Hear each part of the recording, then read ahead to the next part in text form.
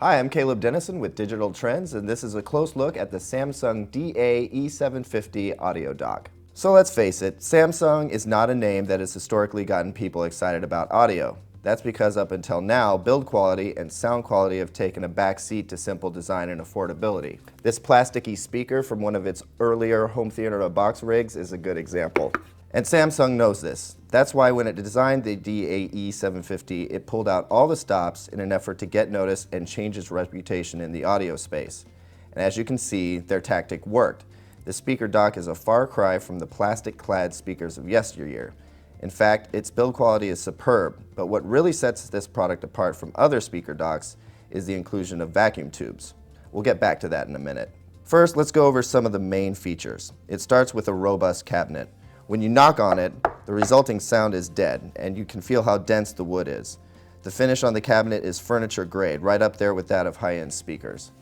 On the back of the speaker is a dual dock, which offers a connection for iPhones, iPods, and iPads, and certain Samsung devices like the Galaxy S2 and 3 phones and the Galaxy Note. If hard docking isn't your thing, the speaker is both Bluetooth and AirPlay capable, and it supports Samsung's All-Share technology, which should make it convenient for connecting to its TVs and tablets. It has a built-in Ethernet port and wireless adapter, and sets up on your network in a snap. It can even import wireless router settings right off an iOS device. On the front of the speaker are two mid-range drivers and two separate tweeters. On the bottom, you'll find a subwoofer, which is ported on the rear of the cabinet. The amp in this speaker is digital, and it provides 20 watts to each mid-range tweeter combo and 60 watts to the subwoofer for a total of 100 watts. Now we get to those tubes we mentioned before. We know that tubes have a very distinct and, to our ears, pleasant sound. The idea here is that the tubes affect the audio signal in the preamp section before it's amplified by a digital amp. That supposedly gives you the best of both the analog and digital world. Also, let's face it, they just look cool. There's just something to that orange glow, right? In terms of sound, we must admit to being pleasantly surprised by this speaker dock. High frequencies were soft and silky instead of brittle and spitty. Mid-range was unmuddled, voices were clear, and the speaker's sub puts out solid bass with usable for performance down to about 45 Hz. We're also surprised at how loud the dock could get without getting into distortion.